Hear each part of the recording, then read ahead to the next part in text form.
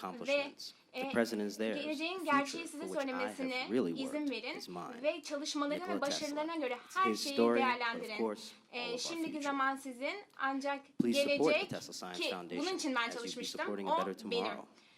And I'd like to thank Bu onun not only hikayesi ama bizim Israel Aerospace for geleceğimiz sponsoring my international activities, uluslararası International faaliyetlerimin Tesla Science Foundation sponsorlarına, staff Tesla members, Bilim of Vakfı course the Tesla üyelerine çok Sempozyumu teşekkürlerimi Organizing sunmak Committee and istiyorum. the Turkish Chamber of Aynı zamanda Electrical Engineers. düzenleme We wish to komitesine thank bu Tesla sempozyumu Motors headquarters and the organize ettikleri için participating çok locations teşekkür for etmek working with our istiyorum. educational programs Eğitim programlarımıza to çalışmak supply not isteyenler only için students but also her zaman businesses açık with a olduğumuzu bit of more söylemek education istiyorum. behind not only the vehicle but the man.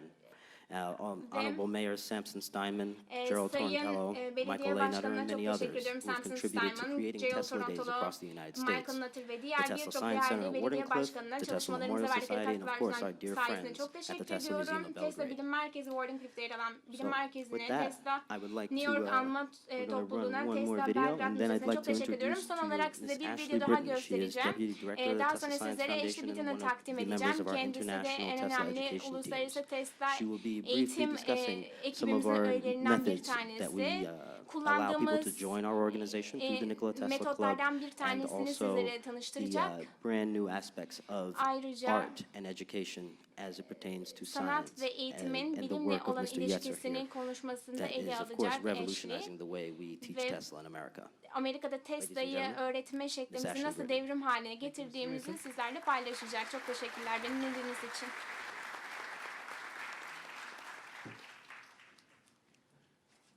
Şimdi Ashley Mason'ı davet etmek istiyorum. Now I would like to Kendisi invite Tesla Ashley çalışmaları Mason hakkında to the deneysel floor. uygulamalar konusunda bilgi She will talk about the experimental applications on Tesla study.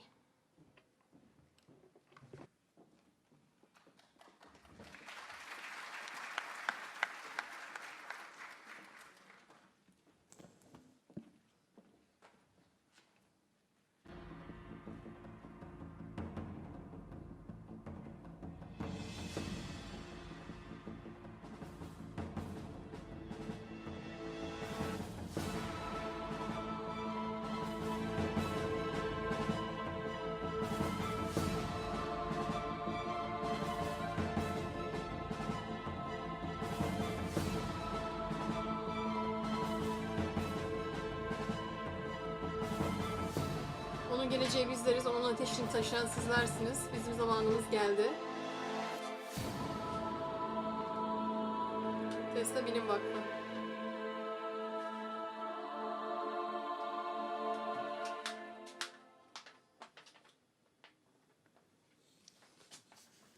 Hello. Merhaba. Thank you, Mr. Mason, for Çok that teşekkürler Sayın beautiful Bay introduction. Mason. Harika bir tanıtım Like you said, my gerçekten. name is Ashley Britton. I am the İsmim Deputy Ashley Director of the Britton. Tesla Science Foundation. Tesla Bilim Vakfı'nın Internationally, direktör we yardımcısıyım. are Ve we uluslararası started alanda up faaliyet Nikola Tesla gösteriyoruz. clubs Nikola Tesla underneath our kulüplerini foundation, başlattık vakfımız and altında ve we are open to the public for everybody halka to come and açıldık. join. Herkes gelip We bize have over katılabilir. 1,000 members. 10 We binden have fazla over üyemiz 100 var. different meetups that we have Yüzden already farklı toplantı düzenledik accomplished. şimdiye And kadar. we just want to welcome Ve biz everybody. herkese If you have açığız. administrative Eğer skills, clerical idari skills, if you becerileriniz have varsa, any type sekreterlik of becerileriniz translating varsa, skills, çeviri becerileriniz varsa, we ask everybody biz to join herkesten us. bize This is a katılmalarını worldwide istiyoruz. effort. Bu tüm And dünya what our çapında bir clubs do çaba is ve we just kulüplerimizin try yaptığı to şey şu. enlighten Biz everybody on herkes who Nikola aydınlatmaya Tesla çalışıyoruz Nikola was. Tesla'nın kim A olduğu lot of people hakkında don't ve pek çok understand kişi who bunu the man was. anlamıyor And bu when you adamın go kim up and you olduğunu ve ask gidip somebody, sorduğun you zaman know, birisine who is Nikola Nikola Tesla? Tesla Do you kim diye know who Nikola Tesla sorsanız, was? And Nikola they Tesla answer, kim diye oh sorsanız, yeah, that's the car, biliyorum, right? evet işte And they're arabadan like, no, bahsediyorsunuz we're değil mi talking diyorsun? about the Hayır, guy, arabadan not the değil. car. Yani Tesla So arabalarından we want more bahsetmiyorum. people to Tesla'dan understand bahsediyorum diyoruz ve that bu yüzden Nikola de insanların Tesla Nikola Tesla'yı daha iyi anlamasını the istiyoruz. inventor Nikola of Tesla'nın our aslında time, and we zamanımızın would be mucidi olduğunu anlamalarını nowhere. We'd istiyoruz. still be in the Ve Stone Nikola Age Tesla olmasaydı without him. gerçekten neredeyse So, taş çağında olacaktık we want hala. to Ve biz enlighten everybody. herkesi We go aydınlatmak around to istiyoruz, different farklılığını schools, artırmak istiyoruz, farklı okullara universities, gidiyoruz, üniversitelere colleges. gidiyoruz, We kolejlere educate gidiyoruz, children, çocuklara eğitiyoruz kindergartners ve up anaokullarına until, gidiyoruz. you know, even Ve professors. hatta profesörlere There are bile no bilgi veriyoruz bounds, çünkü no hiç limitations sınırımız to yok where bu we want to konuda. take our organization. Biz organizasyonumuzu We mümkün are a olan her yere non-profit. götürmek istiyoruz. We're not Kar gütmeyen here bir to örgütüz. make Bizim money burada for amacımız ourselves. We're not kendimiz here için to para make money yapmak for değil. anybody. We're here to Herhangi bir kişi için para enlighten the kazanmaya world. çalışmıyoruz. Biz sadece And dünyayı we could use aydınlatmaya everybody's çalışıyoruz help ve to do herkesin so. yardımına da Teachers, açığız. inventors, Öğretmenlere, mucitlere, scientists, bilim adamlarına anybody ve that kim olursa you onlara can think of açığız. that could Aklınıza join. gelen herkes bize katılabilir. I would also like to Aynı introduce to zamanda you guys size one of our artists, brilliant sanatçılarımızdan man. birinde harika bir adamı tanıtmak He istiyorum. came to our Kendisi foundation and vakfımıza geldi ve he is enlightening.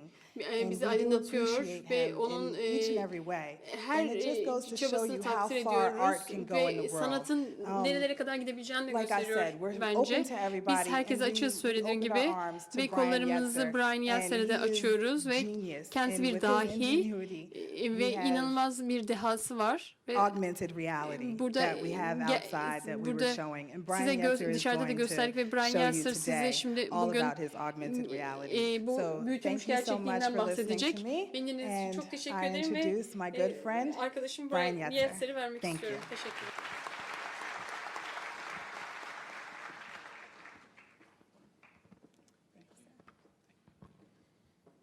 Thanks, Ashley. That Çok was teşekkürler Ashley. fantastic Gerçekten fantastik bir introduction. I really girişti. appreciate that. And I wanted to say it's an honor to Ve be here. gerçekten I burada olmak da can't çok büyük bir express onur. how appreciative I am to be in a Gerçekten beautiful bu country güzel ülkenize gelmiş with olmaktan dolayı beautiful son people derece mutluyum. Harika talking about insanlar Nikola var. Burada Tesla. Nikola It's a Tesla'dan fantastic bahsediyoruz. opportunity. Gerçekten harika bir And fırsat bu I'm bence. very happy Ve to be ben here de to çok mutluyum burada showcase olmaktan dolayı ve an augmented reality size bu experience. büyütülmüş gerçeklik deneyimini Now, anlatmaktan çok memnunum.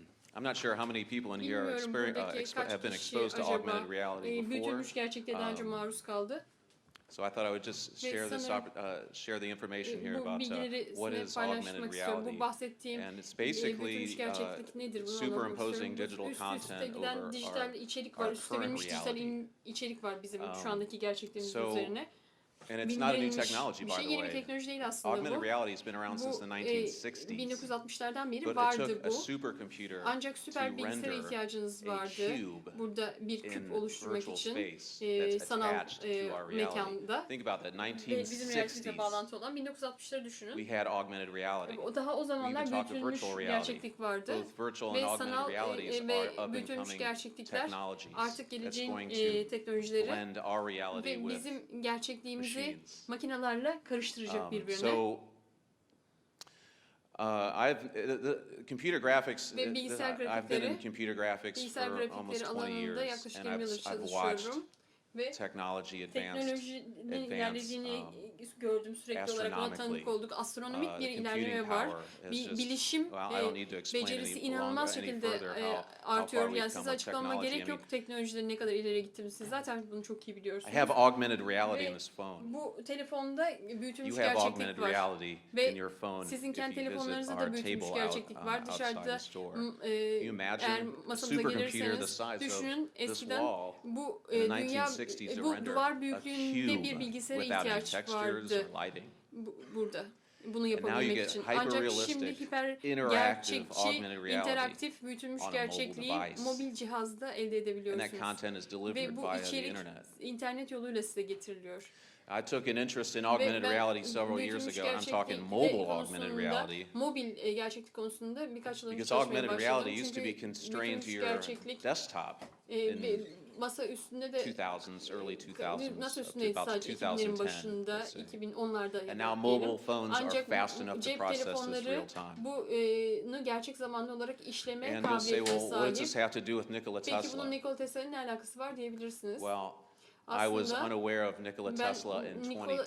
2010'da Nikola Tesla'dan Right? I was a habersizdim. university professor teaching Üniversitede ders veriyordum. 3D modeling and animation. 3 boyutlu modelleme ve animasyon And we'd konusunda. create, I'd have students create Ve 3D öğrencilerim animations 3 that would boyutlu appear, and they're animasyonlar working now in the yapıyorlardı industry ve in şu anda movies and sektörde games. çalışıyorlar, filmlerde, oyunlarda öğrencilerim bu işi And yapıyorlar ve what happened was I olan met şey şuydu. Nikola Lanchar, Nikola Lanchar'la tanıştım. and he wheeled a Tesla coil into my classroom. Bir Tesla bobini getirdi benim And sınıfıma. I'm a Tesla coil. What's a Ve Tesla Tesla coil? bobin nedir? And my students were Benim like, öğrencilerim who's Nikola Tesla? Isn't he Nikola dead? Tesla kim diye sordular. Well, as it turns out, everybody was blown away by the Tesla coil. Herkes Tesla bobinine inanılmaz hayran kaldı. And I didn't know who Tesla was, Ben but at the Tesla'nın same kim time we had the olduğunu Gulf oil bilmiyordum. spill. Ve And I o was devastated. dönemde I watched all petrol of this döküntüsü wildlife olmuştu being covered Körfez'de. in oil. İnanamadım. Bütün bu So we yabani had this hayat natural petrolle disaster in the United kapanmıştı. States Doğal afet yaşanıyordu o sırada occurring at the same ABD'de. time I'm Ve learning about ben Nikola Tesla. Nikola Tesla hakkında bir şeyler öğrenmeye So başladığım zaman so what bir happened doğal was afet de bir the çevre spring of afeti de 2010 meydana was gelmişti ve 2010 yılı bir dönüm when noktası Nikola olmuş Lanchar oldu. approached Ve me, Nikola Lanchar bana he geldi says, "We ve need dedi content ki for the bizim Tesla içeriğe Science ihtiyacımız var. We want Tesla some Bilim Vakfı 3D için. Bizim animation 3 boyutlu animasyona ihtiyacımız to var dedi. promote Nikola Tesla Nikola Tesla'yı tanıtmak için. and the organization." I said, "Okay, well, Ve let's create some content." tamam o zaman biraz içerik yaratalım dedim. At which point we did. Peki bunu We created hangi some noktada yaptık? 3D Bazı animated 3 boyutlu animasyonlar inventions of Nikola Tesla. yaptık. And we presented İcatlarını them 3D boyutlu animasyonları July yaptık. conference. Temmuz konferansında da sunduk bunu. Tesla's birthday celebration. Tesla'nın doğum günü kutlamaları sırasında bu hazırladığımız So it was içeriği. really interesting because Bu oldukça ilginç çünkü I didn't know about Tesla, but ben at the Tesla end hakkında I'm bir like, şey I want to know bilmiyordum more about Nikola ancak Tesla, and so giderek do my Tesla hakkında daha students. fazla şey öğrenmek istedim. Ve That's öğrencilerim de very çok exciting etkilendiler to ve wanna hepsi heyecan learn more. duydular ve hepsi daha fazla şey The way öğrenmek to istemeye learn başladılar. more is Ve through daha fazla technology, şey öğrenmek istiyorsanız bu through your teknoloji passion for vasıtasıyla computer graphics, yapabilirsiniz. Bilgisayar in my case, grafiğine duyduğunuz for the tutkuyla da bunu students, yapabilirsiniz. İşte benim case as durumumda well, bu they ve wanna learn öğrencilerim de bu more konuda because it's tutkulu so daha fazla visually şey öğrenmek interesting. istiyor. Çünkü görsel olarak As an ilginç bir şeyden artist, bahsediyoruz. Bir sanatçı Tesla, olarak what Tesla did Tesla'nın was yaptığı art. şey aslında The merger sanattı. of art and Ve burada science. sanat ve bilimi bir araya getiriyordu Tesla'nın So the yaptığı whole şey. concept of Ve STEAM burada technology, buhar or teknolojisi STEAM konsepti, education, science buhar technology, bilimi, bilim, engineering, teknoloji, mühendislik, art, sanat, and mathematics. matematik. That's where I come in as an İşte artist. ben sanatçı olarak bu noktada To işin içine help giriyorum. visually explain Burada Nikola- görsel who olarak Nikola Tesla açıklıyorum was Nikola Tesla'nın and what kim he olduğunu wanted ve for the aslında future. gelecek için neler istediğini, neleri arzu ettiğini göstermeye So, çalışıyorum bir sanatçı olarak. Bunu görselleştirmeye Here we are in çalışıyorum. 2015. Evet, burada 21, and like I said, 2015 I'm happy to be yılındayız. here Dediğim gibi burada olmaktan dolayı presenting büyük bir memnuniyet duyuyorum. this Bu experience. And deneyimi I'll call it an size experience. anlattığımız için. Deneyim diyorum buna. Okay, there we go. Evet, görüyorsunuz. This is the website. Bu web sitemiz. I'm the president of Ben Yetzer Interactive Yerser Design. Interactive We create, Design'ın başkanıyım innovative, engaging, ve yenilikçi products and solutions. ürünler ve çözümler And we address, geliştiriyoruz. İnsanı içine 21st alan in this case çözümler with Nikola Tesla, geliştiriyoruz 21st ve century learning. 20. yüzyıl öğrenimi diyebiliriz buna. 20. yüzyıl you can öğrenme see here, we, yöntemi. Burada görüyorsunuz. We've been very busy Biz this past month bu son ay çok meşguldük. promoting this project Bu alongside the projeyi Tesla Science tanıtıyorduk Foundation. Tesla Vakfı ile birlikte. We've been influencing many Ve people pek çok in the kişiye great city of etkiledik. Philadelphia. Philadelphia şehrinde pek çok kişiye ulaştık. At the Franklin Institute. Franklin Enstitüsü'nde ulaştık pek çok kişiye. And everybody is just Ve so herkes excited. İnanılmaz büyük bir heyecan important duyuyor. Bu da son derece for people to be önemli. excited about learning. İnsanların öğrenmek için heyecan duyması çok önemli. How many students across Kaç the great country of öğrenci Turkey Türkiye'de and as well as the United ve States are turned ABD'de off by science and bilim mathematics konusunda, matematik konusunda because heyecan they duyuyor don't see ki. it interesting. Çünkü ilginç görmüyorlar genel olarak. Yani öğrencileri bilim But konusunda, you can see, matematik can we stop konusunda that? heyecanlandırmak Stop çok it right there. önemli. This was Evet, burada bakalım şimdi. last month we Geçen ay çekildi bu fotoğraflar. presented the work at the Tacony Academy Charter Çalışmamızı School. Charter look at okulunda the expression on sunduk those ve kids' buradaki faces. That's what çocukların it's all yüzündeki about. ifadeye bakın. Yani en önemli şey bu. Bakın. Look at this. I love this expression here. Buradaki ifadeye bayılıyorum. Şuna bakın. Harika. Yeah, I mean, Görüyor musunuz? That is what it's all about. Her şey bu aslında. Yani yapmak istediğim şey bu. Önemli olan bu. So if we can get people interested in Nikola Tesla at a young age, they'll want to know more daha about Tesla and they'll want to küçükken know more Nikola about his Tesla'yı philosophies anlatırsanız o and to zaman make a difference onu daha ultimately fazla in the end. öğrenmek That's what it's all istiyorlar. about. Onun To make a felsefesini difference. anlıyorlar ve nihayetinde bir fark yaratmak istiyorlar. Bütün olay da bu zaten. Bir fark So yaratmak. before I even show you these Ve posters, size bu posterleri göstermeden önce. yeah, let's explain a Evet, quick a şimdi bit about augmented kısaca reality. You can see with this bütünmüş graphic gerçekliği here. anlatmak istiyorum. Burada grafiği görüyorsunuz. You know, there you have a book. Bir kitap var. Bazı kitaplar on the var. left Birden side. fazla sol tarafta. Adding augmented reality, Ve you get an additional burada layer of content. ilave bir içerik now have katmanı daha eklemiş 3D oluyorsunuz. 3 boyutlu experience deneyim through your device. cihazınızla bunu elde edebiliyorsunuz. That's very exciting. Bu son derece heyecan Taking something verici. that's physical like a book Fiziksel or a olan bir poster şeyi, and bir kitap veya you're poster making gibi it come olan to bir şeyi life alıyorsunuz via your mobile ve device. mobil And mobile cihazınızın devices, as hayata I said, geçiriyorsunuz bunu. are so fast now. Ve artık o kadar Process hızlı these ki graphics real time. bunu grafikleri gerçek zamanlı olarak işleyebiliyor cep telefonlarımız. And I said, why not apply Peki neden o augmented zaman reality in biz this bu case to bütünmüş Nikola gerçekliği Tesla? Nikola Tesla'ya uygulamayalım ki dedim. Because Çünkü it's such a hook bu yani sizi It's the hook içine alıyor. to get Yani bu people herkesin involved bir in olta Nikola gibi Tesla. düşünün. Herkesi yakalayabilirsiniz bu sayede. Nikola Tesla'nın çalışmalarını yakalayıp Nikola Tesla'nın çalışmalarını çekebilirsiniz. We created a Ve Kickstarter biz campaign, bir kampanya crowdfunding başlattık. initiative to Bir develop the app inisiyatif and as well as bu the aplikasyonu posters. geliştirmek için, bir posterleri geliştirmek And it için. was successfully funded. Ve başarılı bir şekilde finansman sağladık. If it wasn't funded, I wouldn't be here presenting the posters and the app to you sağlamasaydık bu today. posterleri ve aplikasyonu size gösteremeyecektim. And so perhaps this might be a Belki good de time bu iyi bir zaman before we olabilir. look at another creation Bir başka that we take a look at the kreasyon var. posters. And if you haven't already Posterlere seen bakalım. these, Eğer bunları zaten then görmediyseniz o please zaman join me outside lütfen of these dışarıda bana doors katılın bu and I kapının will show them dışında. to Ben you size personally. şahsen göstermek istiyorum. Zaten daha önce görmediyseniz. So with any iOS or Android İsterseniz device, you'll be able iOS to download ve the app for Android free. cihazıyla bu aplikasyonu ücretsiz olarak indirebiliyorsunuz. iOS veya Android işletim sistemi kullanan bir cihazla. And with said app, and Burada this applies to museums, it applies to educational müzelerde institutions, kullanabilir, it eğitim applies kurumları to pretty much kullanabilir. anything that can Ve be printed. Baskılı her şeyi come için to life, kullanabilirsiniz. Her get şeyi people excited, canlandırabilirsiniz. wanna learn İnsanları more. heyecanlandırabilirsiniz. If you Daha can fazla şey imagine this öğrenmek in a isterseniz. museum, Bunu müzede olduğunuzu düşünün. Hayal and you edin. download the app for free, Ve aplikasyonu ücretsiz olarak indirdiniz.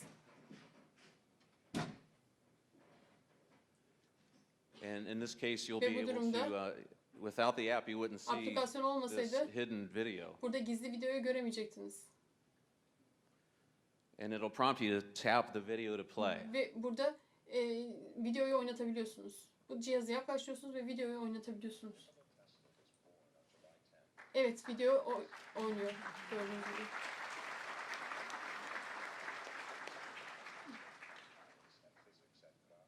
So this is a 3-minute documentary dakikalık bir that plays belgesel. from the poster.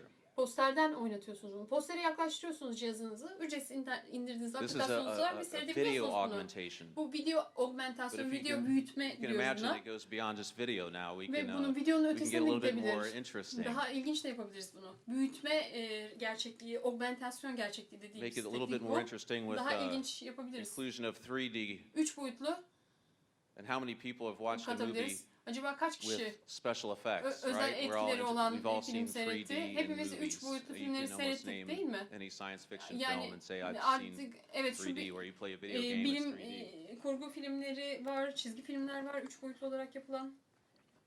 So in this case, Bu durumda I said, well, let's do some a piece about the Tesla coil. Let's explain the Tesla Tesla coil bobinini because anlatalım dedim. how Tesla many people in here Çünkü love the buradaki, Tesla coil, and you're like, çoğu oh kişi wow, Tesla look bobinine at the bayılıyor değil mi? sparking Bakın effect. şu kıvılcımın etkisine bakın We diyorlar. love the sparking Evet, effect. If bu we didn't kıvılcım see etkisine it, bayılıyoruz. the sparking effect, we Burada wouldn't care so eğer much about the Tesla coil, görmeseydik but that kıvılcım sparking etkisini effect draws you in, Tesla the hook, if bobini you will. bizi bu kadar kendisine cezbetmezdi. Yani bizi cezbeden şey So, tabii ki o I kıvılcım said, well, etkisi. you could O zaman have a dedim 3D ki, model appear 3 from boyutlu this bir model poster, olabilir bu posterde belki de. but wouldn't you want to know how it works? Peki nasıl çalışıyor? I don't know how it works. I'm not Nasıl an çalıştığını engineer. bilmiyorum, ben mühendis değilim. The only thing I know about electricity Ben is that elektrikle it ilgili brightens tek my şey room when I turn the odamı light on, aydınlatıyor düğmeye bastığı zaman. Ben mühendis değilim, elektrikten ancak bu or it kadar powers anlıyorum. the device, right? Veya bu cihaza enerji veriyor. Bu kadar anlıyorum. So this just is Bu illustration. Some people say it looks like a İllüstrasyon, pump, bazıları pompaya benziyor diyorlar bunun için. but I say no, it's a Tesla Ama coil, hayır, bu and bir they'll say Tesla what's a bobini. Tesla coil, and that Tesla starts bobini diye the sordukları zaman da işte her şey böyle discussion. I said, başlıyor. well, the Tesla Evet, coil diyorum ki was Tesla bobini created by the inventor Nikola Tesla. mucit Tesla tarafından icat edilmiş. And they'll say, who's Nikola Tesla? And I Peki said, Nikola have you heard Tesla of the diye band sorduklarınız zaman AC/DC?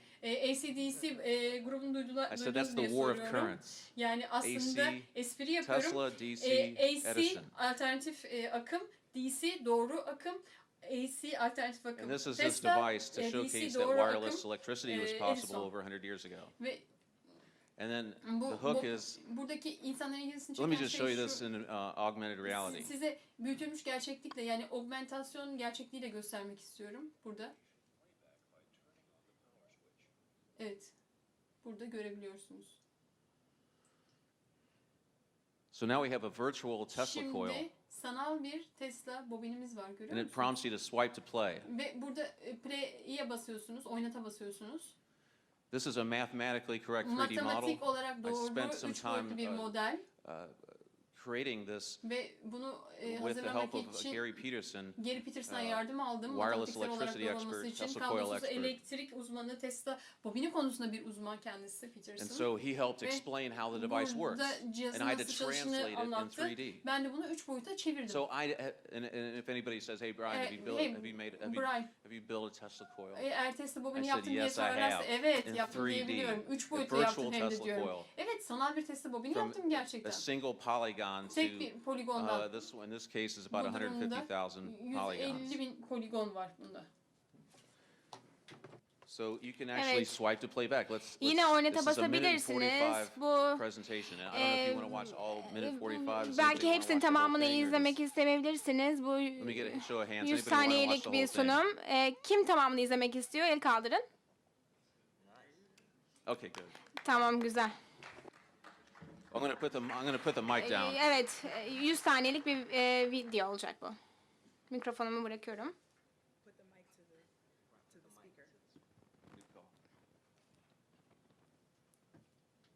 So I'm going to go ahead and swipe. I'm going to go ahead and swipe to play. Evet, şimdi oynata basacağım. Flowing from the 120 volt electrical outlet. 120 voltluk çıkıştan akıyor. Güç beslemesine geçiyor. Tam olarak duyamıyorum. Ve 1000 volt oluşuyor. Yüksek gerilimli elektrik akımı transformatöre ulaştığında primer kapasitöre geçiyor ve burada enerji kapasitesi birikiyor, depolanıyor. Gerilim kapasitörde birikiyor. Daha sonra havanın birinci kıvılcım oluşturmasına kadar bekleniyor. Daha sonra artan elektrik primer mobilde üretiliyor. Burada kapasitördeki akım aynı zamanda gidip geliyor primer bobinde. Sonuçta ortaya çıkanı görüyoruz. Yüksek frekanslı enerji ortaya çıkıyor. Ve primer ve sekonder coil'i görüyoruz. Enerjisi burada ikinci bobine aktarılıyor elektromanyetik indüksiyon yoluyla. Ve buradaki iki bobin aynı frekansla çınlıyorlar. Ve burada gerilimi görüyoruz. As the potential atop the secondary resonator increases to as much as 200,000 or more volts, the high voltage toroid terminal can no longer prevent an electrical discharge, and sparks stream out into the air. Ve kıvılcımlar havaya çıkmaya başlıyor. Arkada cızırtı var. Duyabildiğimiz kadarıyla, anlayabildiğimiz kadarıyla tercüme etmeye çalışıyoruz. Çok iyi duyamıyoruz.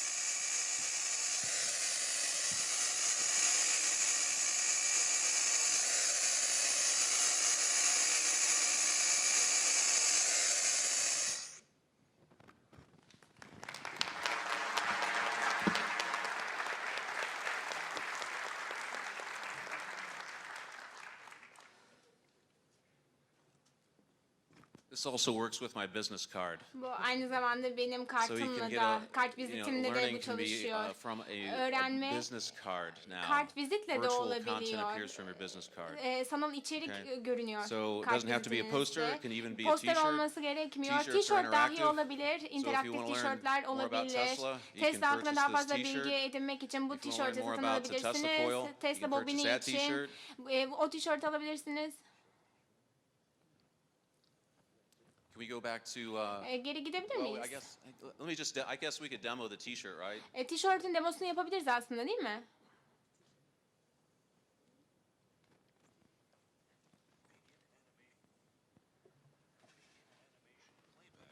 Actually, you know what? I want to get a shot of you guys reacting to this Evet. because I'm even excited about it. Ben bile bunun hakkında aslında çok heyecan duyuyorum. Oh, that's okay. Actually, you know what? Hold on. Bir saniye bekleyin. Just swing this around. Evet, fotoğrafımı çekeceğim. I don't know if you can see it. Is it working? Umarım görebiliyorsunuzdur. Çalışıyor mu? So you can actually play Evet. video Bu from your videoyu t-shirt. tişörtünüzden dahi videoyu oynatabilirsiniz.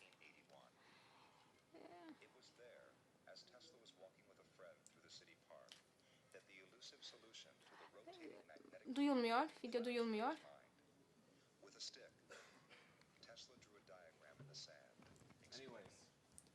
Evet.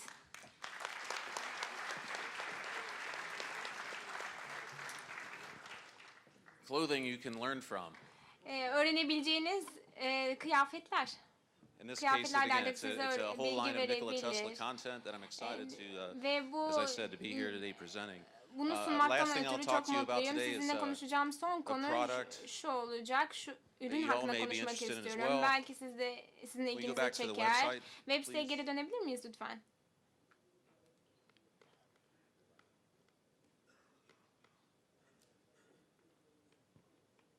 Now if you ever played chess, Satranç oynadıysanız eğer, evet, lütfen proje kısmına gidebilir miyiz? The projects link, please. There you go. To the Proje right. linki, evet. Sağda. To the right. To the right. There you go. Sağda, evet. Yep. And click on the top link. The link there. Yeah, click on that. Üstteki, evet, oraya tıklarsak. So this is the Bu Nikola Tesla magnetic chess set. Manyetik satranç takımı. And it's 3D printed in this case. Bu 3 boyutlu printerden çıkarılmış, elde edilmiş bir ürün. Burada Tesla Edison'a karşı oynuyor. Çocukların, tüm yaşta herkesin aslında, her yaşın Tesla'ya ilgi duymasını sağlıyor bu satranç takımı. Bütün satrançtaki piyonlar dahi hepsinin Tesla ile bir alakası var. Endüksiyon motorunu bulabilirsiniz. Akkor ampuller, Woodcliff Kulesi, tabii ki Tesla bobini kraliçe olacaktı. And it's magnetized so you can actually play it on Ve a manyetik wall. olduğu için duvarda da oynayabilirsiniz. And you can break down the pieces and fold it up and you can carry Ve it with you wherever you want to katlayabilirsiniz go. ve istediğiniz her yere beraberinizde So just another steam-related götürebilirsiniz. Yine buharla alakalı başka bir ürün. To hopefully influence and Bu inspire people sayede insanlara ilham verecektir Tesla konusunda ve belki de Tesla hakkında daha fazla bilgi sahibi olmanıza teşvik edecektir sizi. And I thank you very much for the opportunity to speak with you today. Sizinle bugün konuşma fırsatı Thank you. verdiğiniz için çok teşekkür ediyorum.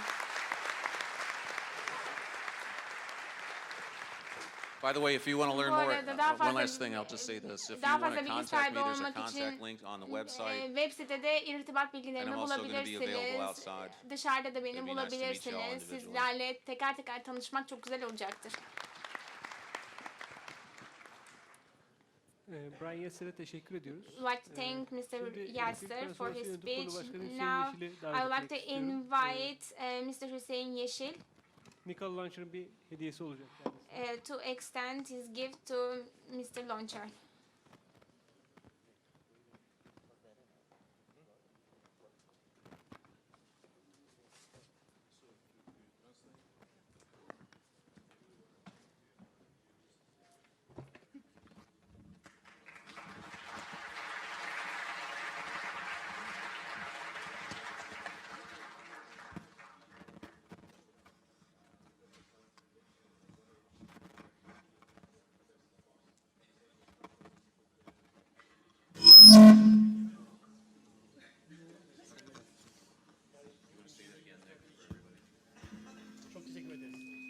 Thank you so much. Çok teşekkür ederiz. Thank you so much. Okay, I just want to Evet. say what I have say before without microphone. Mikrofon söylediklerimi bir daha So this is söylemek istiyorum. first step of our good relationship. Bu da iyi ilişkilerimizin second step, we ilk continue adımı. with this İkinci program. adımda bu CGF is new. programa Next devam year etmek we're gonna olacak. donate Tesla bus, same what is in Aynısını Ankara gelecek Institute and other sene institutions. başka bir enstitüde yapmayı planlıyoruz.